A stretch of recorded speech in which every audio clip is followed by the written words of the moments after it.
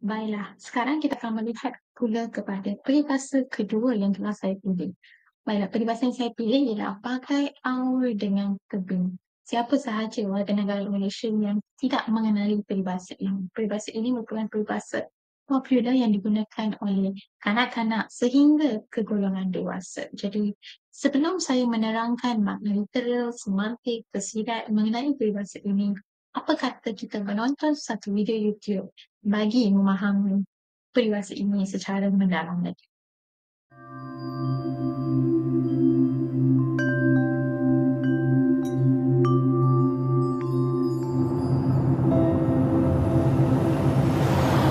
Aku masih ingat lagi kampung halaman aku ini. Di sinilah aku membesar. Kampung ni yang ajar aku erti kehidupan dan betapa bermaknanya erti persahabatan.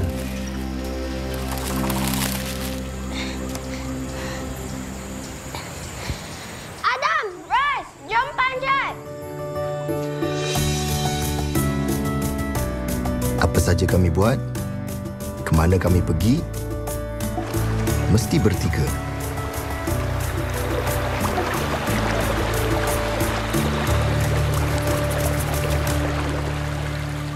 Ada duit! Ada duit! Mana?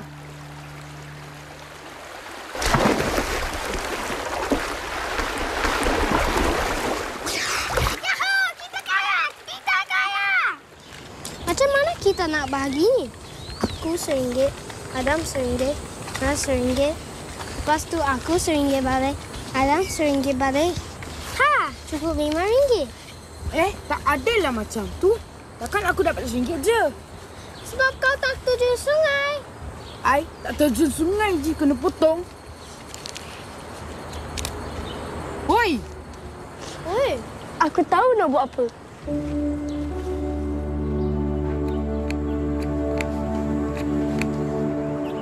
Kamu kata kamu jumpa duit ni. Betul? Baik. Duit ni cikgu simpan. Bukan untuk cikgu. Tapi nanti cikgu sedekahkanlah pada mana-mana tabung derma.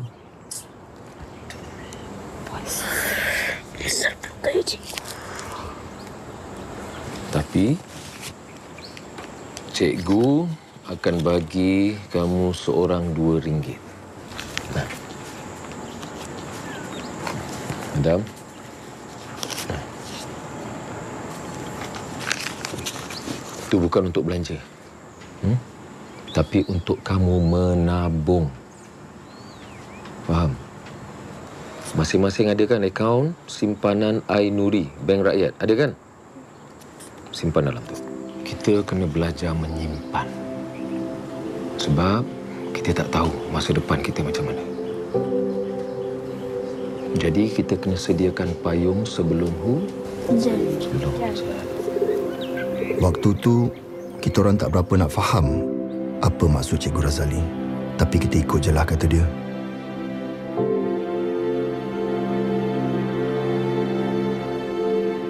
Tak lama lepas tu, kita orang dapat berita yang sedih. Janji akan kontak saya selalu ya. Janji. Janji. Santi. Nanti jangan lupa balik sini tau. Baik-baik. Pergi saya jumpa budak-budak sekejap. Wah, main apa tu? Apa pun ingat. Jangan putus kawan.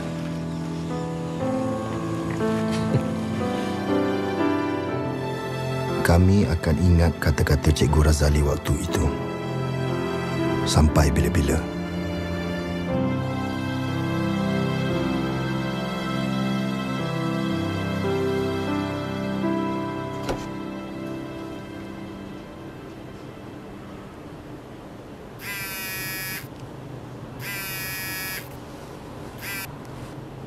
Dam.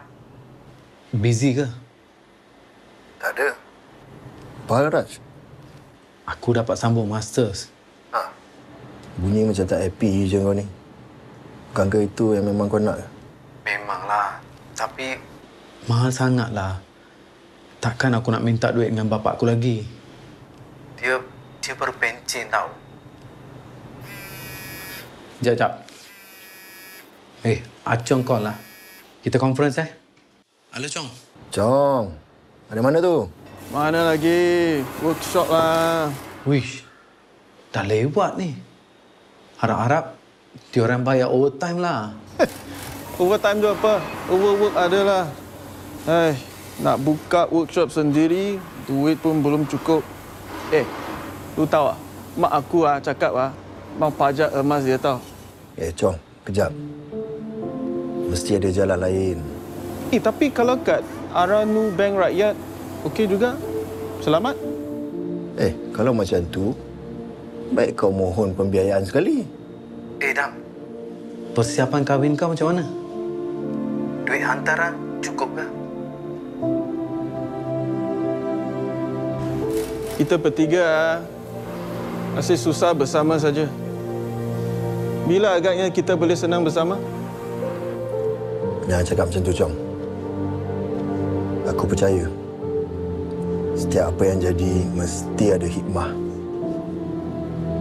Kau kena ingat, setiap masalah yang kita lalu sekarang ni, buat kita jadi lagi rapat tau. Walaupun masing-masing duduk jauh. Janji dengan aku, apa jadi sekalipun, jangan give up. Janji. Janji. Janji. Esok kita pergi Bank Rakyat nak. Tengoklah apa yang sesuai dengan situasi kita ni. Kan? Mana yang selesa untuk kita bayar bulan-bulan.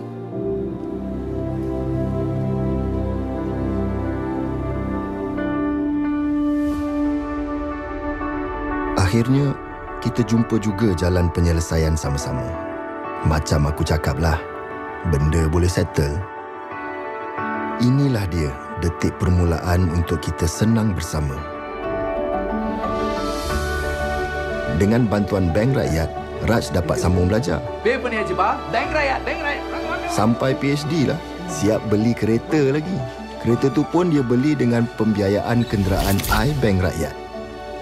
Chong pula dapat buka workshop sendiri dengan pembiayaan perniagaan Bank Rakyat. Maju dah perniagaan dia. Dan aku pula selamat mendirikan rumah tangga. Rumah ni pun aku beli dengan pembiayaan perumahan iBank Rakyat. Dapatlah aku bina keluarga aku sendiri. Aku pun dapat hantar mak aku buat umrah bila aku pindahkan simpanan akaun iNuri Bank Rakyat yang aku simpan dari kecil ke akaun simpanan I untuk ibadah umrah. Sebab itulah anak aku pun aku ajar untuk menabung. Aku nak dia mula dari kecil lagi.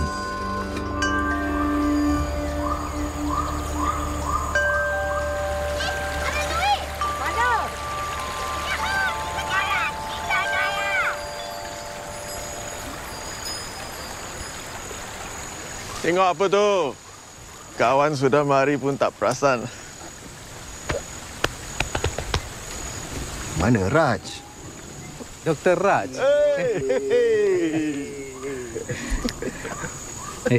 Jomlah. Kita nak melawat Cikgu Razali kan?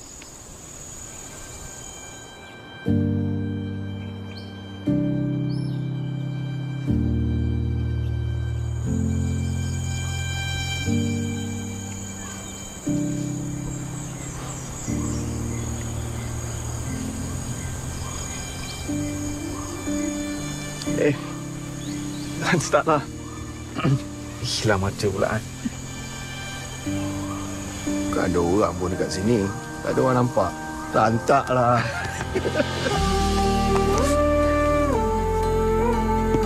Sahabat yang baik akan sentiasa ada bersama kita. Walau jauh, walau dekat, dalam susah, dalam senang. Bagai aur bergantung ke tebing, bagai tebing bergantung ke aur. Begitulah juga Bank Rakyat, sentiasa bersama kita. Setiap detik, 7 dekad dan selamanya.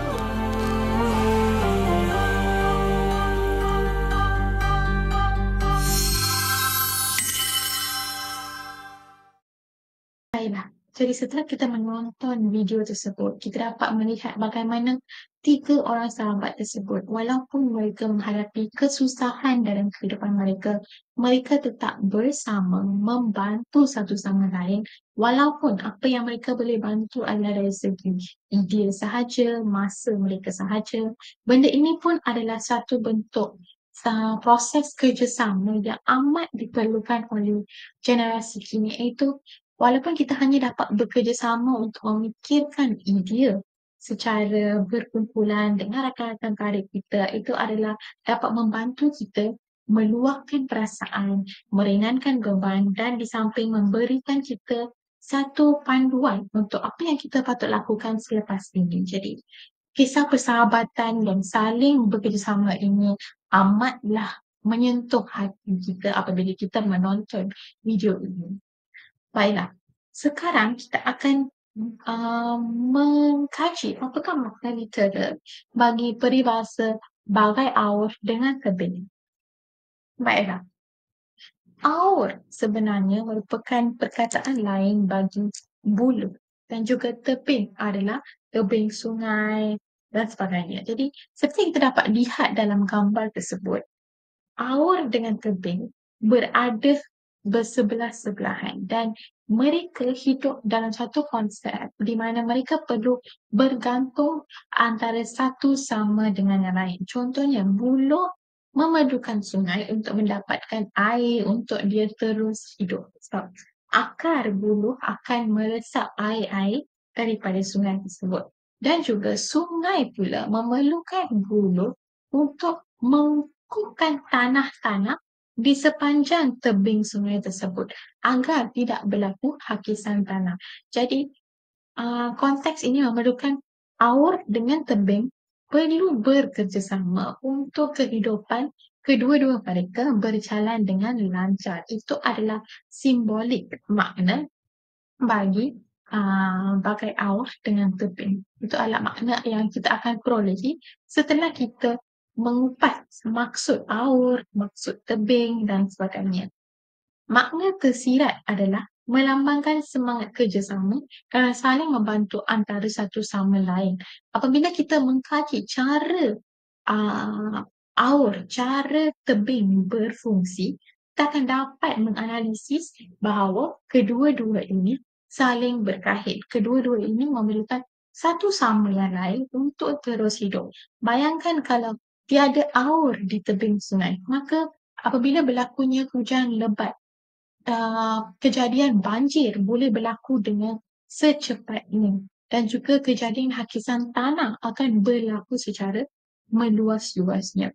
Dan bayangkan jika tiada sungai di sebelah aur, sudah tentu buluh tersebut tidak dapat mempunyai jangka hayat yang lama kerana pada musim kemarau dan sebagainya, dia tidak akan mendapat sumber air yang secukupnya. Jadi ini adalah melambangkan secara simbolik bahawa kita haruslah bekerjasama apabila berada dalam konteks kumpulan, kerja-kerja kumpulan. Seperti dalam IPG sendiri, pentaksiran berterusan kita terdapat juga pentaksiran-pentaksiran yang membolehkan kita bekerja dalam konteks kumpulan. Jadi di situ kita haruslah mendengar pandangan rakan-rakan sekumpulan kita, memahami pandangan mereka dan cuba menganalisis manakah ideal yang paling tepat untuk kita gunakan dan memberikan hujah jika kita ingin menolak pandangan seseorang. Dan semua ini perlu juga dilakukan dengan berbudi bahasa seperti peribahasa kita yang pertama. Baiklah, seterusnya kita akan melihat kepada hubungan peribahasa bagai aur dengan tebing dengan budaya Malaysia kita. Baiklah.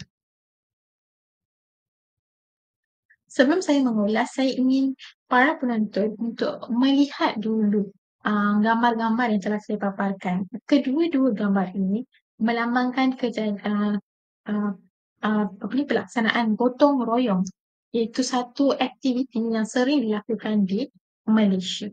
Jadi, gambar ini menggambarkan nilai muafakat dan gotong royong dalam masyarakat berbilang kaum di Malaysia, terutama dalam aktiviti kampung atau komuniti, di mana kita sebagai rakyat Malaysia mempunyai banyak sangat aktiviti yang memerlukan kita untuk bekerja dalam konteks kumpulan.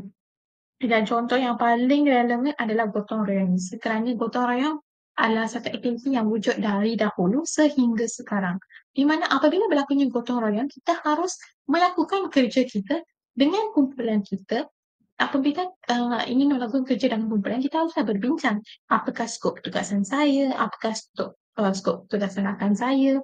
Dan apabila kita ada satu kefahaman dalam konteks kumpulan kita, barulah kita dapat melaksanakan tugasan yang diberikan dengan sempurnanya. Seperti yang telah ditekankan oleh peribahasa, bagai aur dengan tebing. Kalau kita ingin melaksanakan aktiviti gotong royong dengan jayanya, kita haruslah saling bergantung kepada satu sama lain dan pastikan bahawa terdapat koordinasi dalam aktiviti yang kita lakukan. Katakan kalau kita tidak bekerjasama, sudah tentu kerja yang kita lakukan itu tidak dapat diselesaikan dengan sempurna. Seterusnya, strategi amalan kesopanan yang ditekankan oleh peribahasa bagai aur dengan tebing ialah pertama sekali, mari kita lihat dari aspek saling menghormati dan bekerjasama tanpa mengira kaum atau agama. Jadi, apabila kita ingin bekerjasama, pertama sekali kita tidak harus menilai seseorang itu dari segi kaum, agama ataupun umur. Apabila kita diberikan satu tugasan kita dan kita harus lakukan dalam konteks kumpulan, kita kena pastikan bagaimana kita akan menyelesaikan tugasan tersebut dengan ahli kumpulan itu. Kita tidak harus memikirkan bahawa kaum ataupun agama akan menjadi had kepada tugasan kita tersebut. Yang kedua ialah memberi bantuan kepada rakan atau jiran yang memerlukan. Kita dalam konteks kehidupan bermasyarakat di Malaysia ini memerlukan satu hubungan yang kukuh dengan rakan kita ataupun jiran tetangga kita. Kerana apabila berlakunya sesuatu kecemasan, orang pertama yang akan menolong kita adalah jiran kita ataupun rakan kita. Jadi, peribahasa ini menggalakkan kita untuk bekerjasama dengan orang terdekat kita agar kita dapat memberi bantuan dan menerima bantuan apabila berlakunya sesuatu kecemasan dan sebagainya. Yang ketiga ialah mengucapkan terima kasih dan menghargai usaha orang lain. Apabila kita bekerjasama, secara automatiknya kita akan mempunyai nilai penghargaan kepada usaha ahli kumpulan kita itu sendiri ataupun usaha rakan ataupun jiran kita sendiri. Kita akan mengucapkan terima kasih kerana secara holistiknya kita merupakan seorang warga negara yang berbudi pekerti. Jadi itu sahaja pembentangan saya bagi peribahasa yang kedua. Saya akan membentangkan pula peribahasa yang ketiga.